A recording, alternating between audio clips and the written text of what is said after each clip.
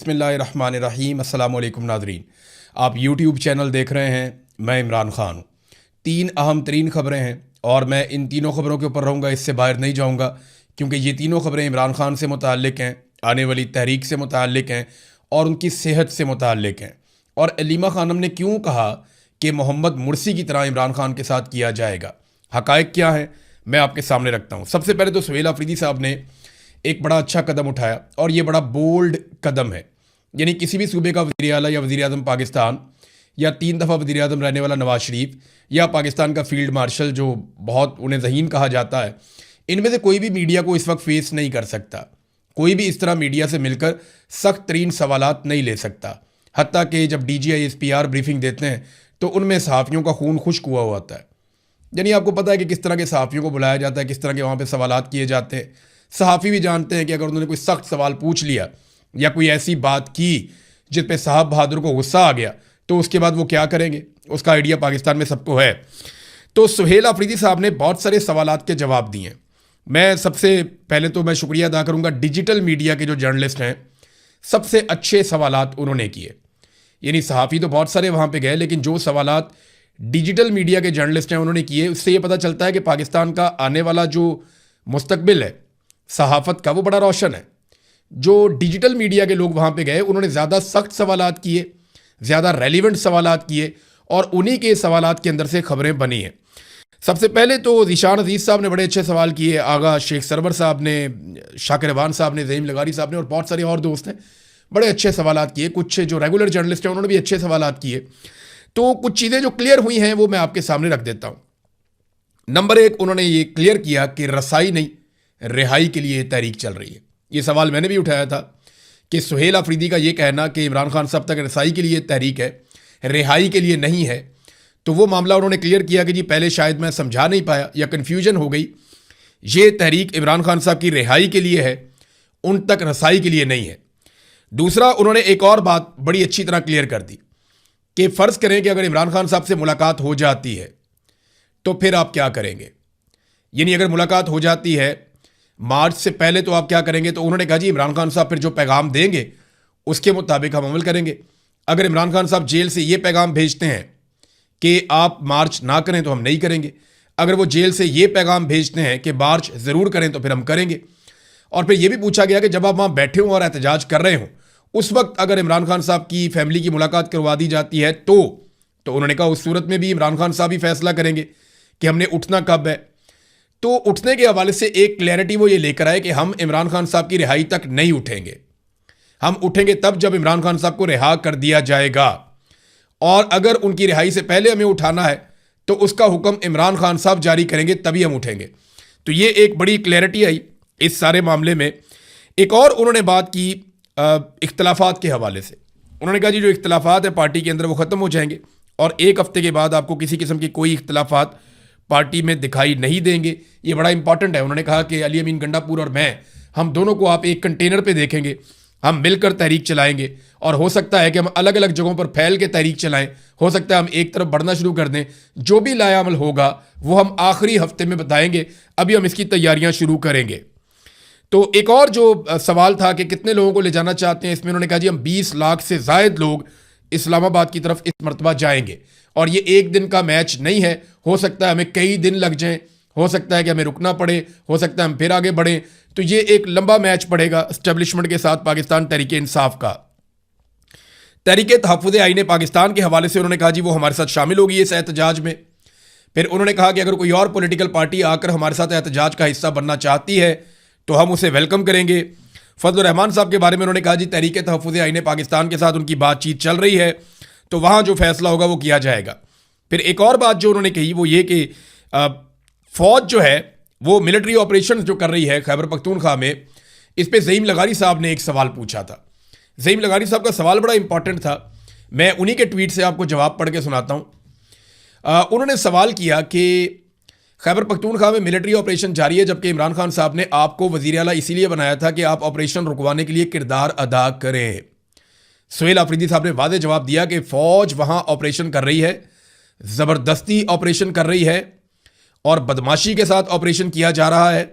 Drone फ़ौज खुद कर रही है और बदमाशी से कर रही है।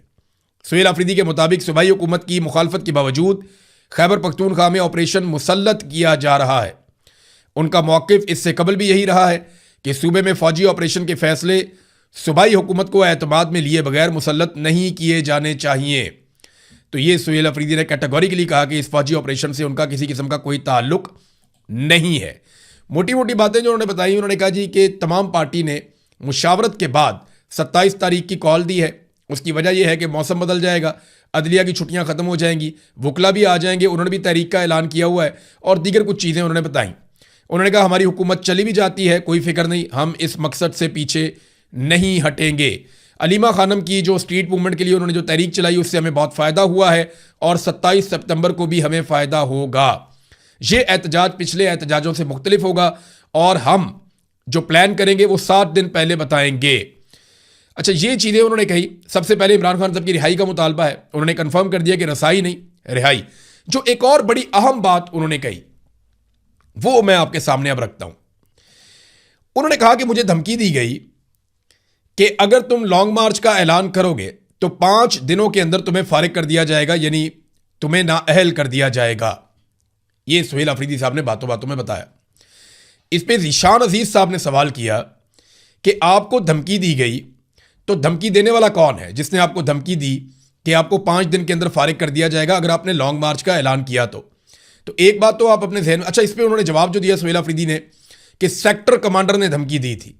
फिर बाद में मैंने चंद सहाफ़ियों से रब्ता किया तो उन्होंने कहा जी ये पेशावर का सेक्टर कमांडर नहीं है, ये भी कंफर्म किया गया। अब ये दो ही हो सकते हैं, या इस्लामाबाद का हो सकता है या पेशावर का सेक्टर कमांडर हो सकता है। तो जब ये खबर आई कि पेशावर का नहीं है तो फिर तो ये इस्लामाबाद का सेक्टर कमांडर होगा, उसने ये धमकी दी है। अब देखें, जो एक लॉन्ग मार्च का ऐलान है ना, ये एक पॉलिटिकल मूव है। इसकी आइन और कानून में इजाज़त है कि आप पुरअमन एहतजाज कर सकते हैं, आप लॉन्ग मार्च कर सकते हैं। ये कोई गैर आइनी और गैर कानूनी चीज़ नहीं है। इसके ऊपर अगर कोई सरकारी मुलाजिम या कोई फौजी ऑफिसर जिसने हलफ लिया है कि वो सियासत में मुदाखलत नहीं करेगा, अगर वो एक मुंतखब वज़ीर आला को जो करोड़ों लोगों का नुमाइंदा है उसको अगर धमकी लगाता है और उसे ये कहता है कि मैं तुझे नाअहल कर दूंगा 5 दिन के अंदर अगर तूने लॉन्ग मार्च का ऐलान किया तो सेक्टर कमांडर की ये धमकी जो है वो उसके हलफ से गद्दारी है और उसके ऊपर आर्टिकल 6 लगना चाहिए। अब सुहेल अफरीदी साहब ने ये तो बता दिया कि सेक्टर कमांडर ने कहा है। DGISPR रोज़ आकर ये कहते हैं और उनके बाकी लोग भी रोज़ ये कहते हैं कि जनाब हमारा सियासत में कोई किरदार नहीं है। तो इस पर अब DGISPR को और आर्मी चीफ को जवाब देना चाहिए और इस पर एक्शन लेना चाहिए कि ये कौन सा सेक्टर कमांडर है जो एक सूबे के वज़ीर आला को ये कहता है कि अगर तुमने कोई सियासी कारकर्दगी की या तुमने कोई सियासी मूवमेंट चलाने की कोशिश की, जो हर सियासतदान का हक है, अगर तुमने कोई सियासी तहरीक का ऐलान किया तो मैं 5 दिन के अंदर तुम्हें नाअहल कर दूंगा। यह है कौन? इसके बाप का मुल्क तो नहीं है ना, ये नवाब तो नहीं बन के बैठा हुआ इस मुल्क के ऊपर, सरकारी मुलाजिम है, तनख्वाह ले रहा था हमारे पैसों से। ये कैसे धमकी लगा सकता है एक अवाम के मुंतखब नुमाइंदे को? कायदे आज़म मोहम्मद अली जिन्ना ने इस काम से मना किया था, आईन पाकिस्तान इस काम से मना करता है, फौज का हलफ इस काम से मना करता है। तो एक सेक्टर कमांडर कैसे एक मुंतखब वजीर आला को, जो अवामी मुंतखब नुमाइंदा है, जिसको अवाम लेकर आई है, जिनके पैसों से वो सेक्टर कमांडर तनख्वाह लेकर अपने बच्चे पालता है, अपने बच्चों को पढ़ाता है, खुद भी रोटी खाता है, अपने घर वालों को भी रोटी खिलाता है, वो कैसे उसे धमकी लगा सकता है कि 5 दिन के अंदर तुम्हें नाअहल कर दिया जाएगा? एक बड़ा सवाल है ना, इसका जवाब आना चाहिए। DGISPR को भी जवाब देना चाहिए, इसका जवाब आर्मी चीफ को भी देना चाहिए और सेक्टर कमांडर से पूछा जाना चाहिए। और सुहेल अफरीदी साहब की जिम्मेदारी क्या है? जो आइन और कानून के मुताबिक है। देखें, जब एक जिम्मेदार शहरी होता है ना, उसके सामने कोई जुर्म होता है या उसके साथ कोई जुर्म होता है तो उसकी रिस्पॉन्सिबिलिटी है कि उसको रोके। एक जिम्मेदार शहरी की यह रिस्पॉन्सिबिलिटी है कि वो गैर आइनी गैर कानूनी हरकत देखे तो उसको रोके या उसको रिपोर्ट करे। तो सुहेल अफरीदी साहब इसको हर मुतल्लिका फोरम के ऊपर रिपोर्ट कर सकते हैं और उन्हें यह रिपोर्ट करना चाहिए। इस मामले को सूबाई असम्बली में उठाना चाहिए, इसके ऊपर एक करारदाद लानी चाहिए कि एक सेक्टर कमांडर ने धमकी लगाई, इस सेक्टर कमांडर का नाम भी मंजर आम पे लाना चाहिए और सूबाई असम्बली में उसके खिलाफ करारदाद पेश करनी चाहिए, उसे पास करवाना चाहिए। इस मामले में पुलिस को FIR दर्ज करने का कहना चाहिए। अगर पुलिस FIR ना दर्ज करे तो मजिस्ट्रेट के पास जाना चाहिए और उससे ऑर्डर लेना चाहिए कि यह FIR दर्ज की जाए, क्योंकि वजीर आला को धमकाया गया है कि तुम्हें नाअहल कर दिया जाएगा अगर तुमने लॉन्ग मार्च का ऐलान किया तो। और इसके साथ साथ जीएचक्यू को लेटर लिखना चाहिए, बाकायदा डीजीआईएसआई को भी लिखना चाहिए कि आपके सेक्टर कमांडर ने धमकी लगाई है, ताकि निज़ाम एक्सपोज तो हो ना। तो ये वज़ीर आला को फौरी तौर पर इकदाम लेने चाहिए, ताकि आइंदा के लिए ये रास्ता तो बंद हो गया। जो आता है दिल करता है धमकी लगाता है, जो आता है दिल करता है गिरबान पकड़ लेता है, जो आता है वो कहता है जी मैं फैसला करूंगा बंद कमरों के अंदर। तो नाजरीन, अब एक और, ये तो हो गया सुहेल अफरीदी वाला चैप्टर, बहुत सारी चीज़ें उन्होंने क्लियर की हैं, लेकिन इम्तिहान बड़ा सख्त है। सुहेल अफरीदी साहब पे तनकीद के बहुत निश्तर चले, बहुत ज़्यादा। सुहेल अफरीदी पे इमरान खान साहब ने भरोसा किया था। ये वो वक्त है जब सुहेल अफरीदी अपने आप को अगर साबित करना चाहें तो वो कर सकते हैं। यहाँ उन्हें बाजी लगानी पड़ेगी जान की। जितना बड़ा आपको ओहदा मिलता है, जितनी बड़ी आपको इज्जत मिलती है, उतना बड़ा आपका इम्तिहान भी होता है। तो सुहेल अफरीदी को अपने लीडर की तरह इम्तिहान में सुरखरू होना पड़ेगा। वो कभी सोच भी नहीं सकते थे कि उन्हें वज़ीर आला बनाया जाएगा, और उन्हें इमरान खान ने वज़ीर आला के लिए चुना। अब उन्हें साबित करना होगा कि इमरान खान साहब का इंतखाब गलत नहीं था, और ये उनके लिए एक मौका है। या तो वो अपने आप को बचा लें या अपनी लेगेसी बचा लें, और अगर उन्होंने खड़े होकर दिखाया तो उनकी पूरी कौम को और पूरे पाकिस्तान को उन पे हमेशा फ़ख्र रहेगा। अब आ जाए इमरान खान साहब की सेहत के हवाले से जो मामला हैं उस पर। लेकिन पहले थोड़ी सी एक चीज़ मैं आपको बताऊं कि कोर कमेटी का इजलास हुआ पाकिस्तान तहरीक इंसाफ की, और उसमें दो अहम फैसले हुए। फैसले 3-4 हैं, लेकिन दो जो अहम चीज़ें उसमें एक ये है कि आज के दिन में तमाम MNAs और सेनेटर जो पार्लियामेंटेरियंस हैं वो इस्लामाबाद हाई कोर्ट जाएंगे। सुबह 10 बजे वहाँ पे समाअत है इमरान खान साहब के मुकदमे की, तो वहाँ पे जाएंगे और जाकर समाअत करेंगे और कोशिश करेंगे कि अदालत वहाँ से इमरान खान साहब की कैद तन्हाई के मामले में इंसाफ फराहम करे, और इमरान खान साहब की उनके मुआलिजीन की मौजूदगी में अस्पताल से इलाज को यकीनी बनाया जाए, उनकी फैमिली से उनकी मुलाकात करवाई जाए, उनके बच्चों के साथ उनका रब्ता करवाया जाए, और चीज़ों को नॉर्मलाइज किया जाए। ये वो कोशिश करेंगे। तो देखते हैं कि ये कोशिश कामयाब होती है या नहीं होती। दूसरा, कल के दिन में, मंगल के दिन, इमरान खान साहब की बहनें मुलाकात के लिए अडियाला जेल जाएंगी। तो इमरान खान साहब की बहनें अडियाला जेल के बाहर जब जाएंगी तो पाकिस्तान तहरीक इंसाफ ने यह भी फैसला किया, कोर कमेटी ने, कि MPAs, MNAs और सेनेटर्स भी अडियाला जेल के बाहर जाएंगे और वहाँ पे एक अलामती धरना भी देंगे, ताकि इमरान खान साहब की रिहाई के लिए दबाव बढ़ाया जाए। तो पाकिस्तान तहरीक इंसाफ ने अब दबाव बढ़ाने की पॉलिसी इख्तियार की है। देखते हैं ये पॉलिसी आगे जाके कैसे काम करती है। असद कैसर ने, फैसल चौधरी ने, मेजर ताहिर सादिक ने और दीगर और बहुत सारे पाकिस्तान तहरीक इंसाफ के लोगों ने अब सोशल मीडिया के ऊपर आवाज़ उठाना शुरू की है इमरान खान साहब की सेहत के हवाले से। देखिए, ये जो खबर दी है ना सिद्दीक जान ने, मेरी अब उनसे भी बात हुई है। जो दीगर सहाफ़ी जिन्होंने खबरें दी है, मेरी उनसे भी बात हुई है। अब मुझे भी एग्जैक्टली पता है कि वो कौन सा सोर्स है जिसने आगे ये सारी बातें बताई हैं। लेकिन इमरान खान साहब की बहनें ये कहती हैं कि उन्हें इस बात पे यकीन नहीं है कि इमरान खान साहब का ब्लड प्रेशर हाई हुआ। वो ये क्यों कहती हैं, इस बात को ज़रा आपको समझना पड़ेगा। इमरान खान साहब की फैमिली में किसी को भी ब्लड प्रेशर का प्रॉब्लम नहीं है। ये ब्लड प्रेशर का जो मसला होता है ना, ये अमूमन फैमिली के साथ आता है, ख़ानदान में होता है, किसी ना किसी को चल रहा होता है तो आगे मुंतकिल हो जाता है। तो उन्हें यह लगता है कि क्योंकि ख़ानदान में किसी को भी ब्लड प्रेशर का मसला नहीं था, तो ऐसे इमरान खान साहब को बैठे बिठाए ये प्रॉब्लम हो नहीं सकता।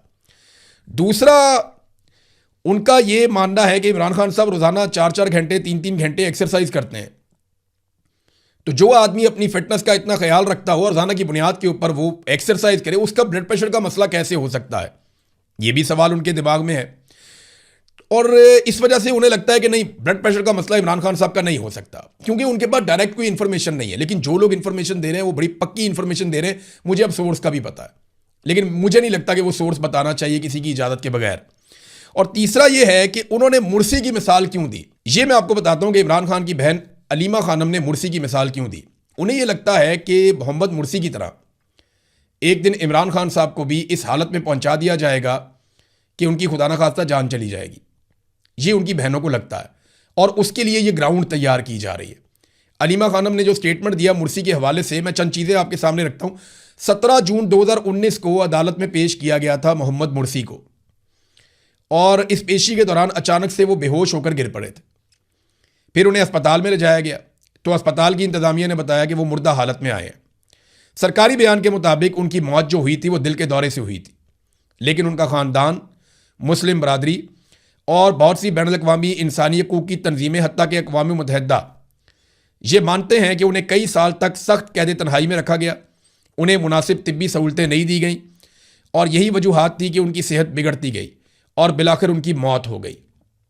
अक़वाम मुत्तहिदा के एक आज़ाद माहिर ने भी बाद में कहा था कि उनकी कैद के हालात और जो कुछ भी उनके साथ हुआ, ना काफ़ी तिब्बी सहूलियात थी उनके पास, तो उनकी जो कबल अज़ वक्त मौत हुई है उसके पीछे ये सारी वजूहात थीं जो जुल्म उनके साथ किया गया।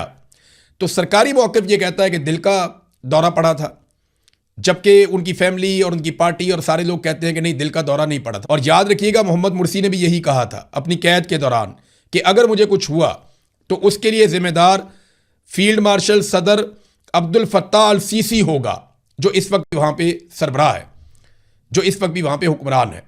मैं आपको चीज़ें डॉट कनेक्ट करके दे रहा हूँ। 2013 में मुर्सी को गिरफ्तार किया गया। ये पहले बाकायदा वहाँ पे सदर थे जो जमहूरी तरीके से आए थे। 2013 में इन्हें गिरफ्तार किया गया। उसके बाद इन्हें कैद तन्हाई में डाल दिया गया। इनकी फैमिली की मुलाकातें बंद कर दी गई, वकला की मुलाकातें बंद कर दी गई, और इन 6 सालों में ज़्यादातर अरसा इन्हें कैद तन्हाई में रखा गया। मुर्सी की हालत बिगड़ती गई, उन्हें अदालत में पेश किया गया और उनका इंतकाल हो गया। हुकूमत ने कहा यह तो दिल का दौरा पड़ा है। 2013 में जब उन्हें गिरफ्तार किया गया तो बहुत बड़े पैमाने पर एहतजाज हुए थे और सैकड़ों लोग मारे गए थे। लेकिन 2019 में जब उन्हें हार्ट अटैक आया तो उस वक्त तक उनकी ताकत तोड़ दी गई थी। वहां की मिलिट्री एस्टेब्लिशमेंट बहुत ताकतवर हो गई थी और उन्होंने हर किस्म के एहतजाज को दबा दिया था। लेकिन आज तक मिस्र पूरे तरीके से खड़ा नहीं हो पाया। इनके 2 बेटे भी गिरफ्तार किए गए थे। जो कुछ इमरान खान साहब के साथ हो रहा है वही मोहम्मद मुर्सी के साथ हुआ था। इमरान खान साहब की फैमिली के लोग भी गिरफ्तार हुए। अब्दुल्ला मोहम्मद मुर्सी ये भी गिरफ्तार हुआ, उसामा मुर्सी ये भी गिरफ्तार हुआ। और एक जो छोटा बेटा था इनका, वो 25 साल की उम्र में 4 सितंबर 2019 को जेल के अंदर हार्ट अटैक आने से उसकी भी हलाकत हो गई। उसके बारे में भी फैमिली कहती है कि इसको जहर दिया गया या उसे मारा गया। 25 साल के नौजवान को तो हार्ट अटैक नहीं हो सकता, तो ये हार्ट अटैक से कैसे मर गया। लेकिन मोहम्मद मुर्सी को भी हार्ट अटैक आया, उनके 25 साल बेटे को भी हार्ट अटैक आया, और बाप के दुनिया से जाने के चंद महीने बाद बेटा भी मर गया। अब मोहम्मद मुर्सी के बारे में आलमी सतह पे बार बार ये कहा जाता है कि अल सीसी ने उसको कत्ल किया, क्योंकि उसने अपनी ज़िंदगी में कहा था कि अगर मैं मरा या मुझे कुछ हुआ तो उसके लिए ज़िम्मेदार अल सीसी होगा। ये कहा था कि फील्ड मार्शल जो अल सीसी है वो ज़िम्मेदार होगा, जो ज़बरदस्ती वहाँ पे सदर बन के बैठ गया। तो ये है नाजरीन मुर्सी की कहानी जो इमरान खान साहब की बहनें बताती हैं। बिल्कुल एग्जैक्टली इमरान खान साहब के हालात उसी डगर पर चल रहे हैं। 25 अक्टूबर 2025 को फील्ड मार्शल आसिम मुनीर जाते हैं और वो जाकर मिस्र के सदर अल सीसी से मुलाकात करते हैं, और उसके बाद इमरान खान साहब को कैद तन्हाई में डाल दिया जाता है। समझ आ रही है आपको बात की। फील्ड मार्शल आसिम मुनीर 25 अक्टूबर 2025 को जाते हैं और जाकर मुलाकात करते हैं मिस्र के सदर से, अल सीसी से, जिसने मुर्सी को ठिकाने लगाया था मुबैना तौर पे। और उसके बाद फील्ड मार्शल आसिम मुनीर साहब इमरान खान साहब को कैद तन्हाई में डाल देते हैं, और तब से लेकर अब तक इमरान खान साहब कैद तन्हाई में। तो जो कुछ अल सीसी ने किया मुर्सी के साथ, अल सीसी से मुलाकात के बाद उसी पैटर्न के ऊपर चल रहे हैं फील्ड मार्शल आसिम मुनीर साहब। वो भी फील्ड मार्शल, ये भी फील्ड मार्शल। वो सदर बन गया, ये अभी सदर नहीं बने, लेकिन खबरें आ रही हैं कि सदर बनना चाहते हैं। उसने अपने मुखालिफ की पार्टी को पहले कुचल के कमज़ोर कर दिया, बर्बाद कर दिया, उसके बाद उसको जेल में मार दिया, और ये भी अपने मुखालिफ के साथ उससे मिलती जुलती चीज़ कर रहे हैं। तो इसीलिए इमरान खान साहब की बहन ने मोहम्मद मुर्सी की मिसाल दी। तो समझदार के लिए इशारा ही काफ़ी है। मैंने आपको दोनों चीज़ों का कंपैरिजन या दोनों शख्सियात के बारे में जो हो रहा है वो बता दिया। निज़ाम नाजरीन इस लेवल तक गिर गया है कि इस्लामाबाद में एक मुकदमा दर्ज होता है दहशतगर्दी का कि जनाब इस मुकदमे में ये बंदे इन्होंने डंडों से और पत्थरों से पुलिस के ऊपर हमला कर दिया, और जनाब रियासत को बड़ा